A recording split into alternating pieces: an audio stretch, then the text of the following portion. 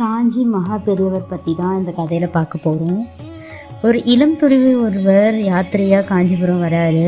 அவர்கிட்ட மகா பெரியவர், நீ போகிற இடத்துல அத்வைத தத்துவத்தை எடுத்து சொல்லு அப்படின்னு சொல்கிறாங்க. அதுக்கு அவர் என்ன கேட்குறாருன்னா, அத்வைதம் பற்றி எனக்கு ஒன்றும் தெரியாது அப்படின்னு அந்த துறவி சொல்கிறாரு. அதுக்கு மகா பெரியவர், கவலைப்படாத, கதை மாதிரி நான் சொல்கிறேன், நீ அதை எடுத்து சொல்லு அப்படின்னு சொல்கிறாரு. ஒரு ஊரில் ராமசாமின்னு ஒருத்தர் வேலை இல்லாமல் இருந்தான். அந்த ஊரில் ஒரு சர்க்கஸ் கம்பெனி ஒன்று வந்துச்சு. அந்த மேனேஜர்கிட்ட எனக்கு ஏதாவது வேலை தாங்கன்னு கேட்டான். எங்கள் சர்க்கஸில் ஆதிவாசி ஒருத்தர் இருந்தான். அவன் இங்கிலீஷில் நகைச்சுவையாக பேசுவான். ஆதிவாசி இங்கிலீஷ் பேசுகிறானின்னு கூட்டம் நிறையா வரும். அவன் செத்துட்டான். அதனால கூட்டம் குறைவாயிடுச்சு. அந்த ஆதிவாசி மாதிரி நீ இருக்க, நீயும் இங்கிலீஷ் பேசி வித்த காட்டுன்னு சொன்னார் மேனேஜர். ராமசாமியும் ஆர்வமாக வேலை செஞ்சான். பழையபடி கூட்டம் வர ஆரம்பிச்சது. நாட்கள் ஓடிச்சு. ஒரு நாள் ராமசாமியிடம், எத்தனை நாள் இப்படி இங்கிலீஷ் பேசி நடிப்ப, இன்னும் நிறைய வித்தை இருக்கு, கயிறு மேலே பேலன்ஸ் பண்ணி நடக்க பழகுன்னு சொன்னார் மேனேஜர். அதையும் செஞ்சான். கயிறு மீது பேலன்ஸ் பண்ணியபடி நடந்தான். ரசிகர்கள் பார்க்கிற மாதிரி கயிறு மீது நடப்பது இதுதான் முதல் முறை. கஷ்டப்பட்டு தான் நடந்தான். கீழே குனிஞ்சு பார்த்தான். ஒரு புலி ஒன்று இவனை பார்த்தபடி சுற்றி கொண்டிருந்தது.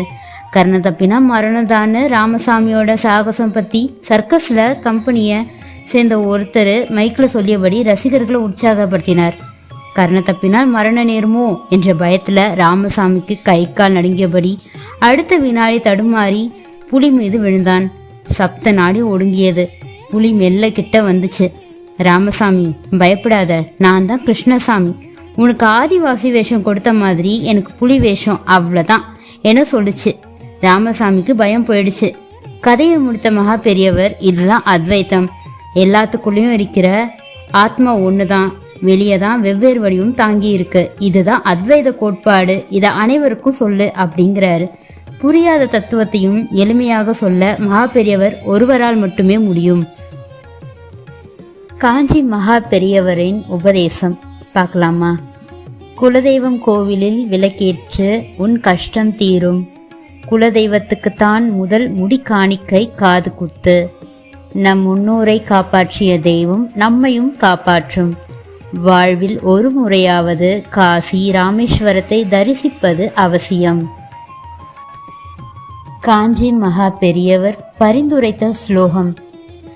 எங்கும் நிறைந்திருக்கும் குருவாயூரப்பா, பிரம்மாவை தோற்றுவித்தவரே, நீயே நோய்களை போக்கி நலம் தர வேண்டும்.